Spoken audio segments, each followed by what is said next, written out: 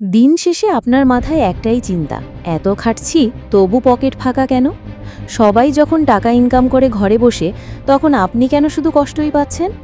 Smart কাজ না করলে এই দুনিয়ায় পিছিয়ে পড়াটা সময়ের ব্যাপার মাত্র। ভিডিওর 5 নম্বর কৌশলটা জানলে আপনি অবাক হয়ে যাবেন। তাই এখনই একটা লাইক দিন বন্ধু, কমেন্টে লিখে জানান আপনি কোন কাজ করেন, আর সাবস্ক্রাইব করে রাখুন এমন আর একটা জীবন বদলে দেওয়া ভিডিওর জন্য। কৌশল 1, স্কিল বেসড ইনকাম। আপনি যে কোনো একটা স্কিল শিখতে পারেন, যেমন video editing, graphic design, content writing. শিখে নিয়েই ফাইবার, আপওয়ার্ক বা লিঙ্কডইন থেকে কাজ পাওয়া যায়। আজকের দিনে স্কিলই হচ্ছে নতুন কারেন্সি। কৌশল 2, স্মার্টফোন ইউটিলাইজেশন।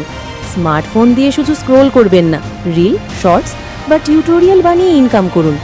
একবার ভিডিও ভাইরাল মানেই ইনকামের পথ খুলে গেল। কৌশল 3, রিসেলিং বিজনেস।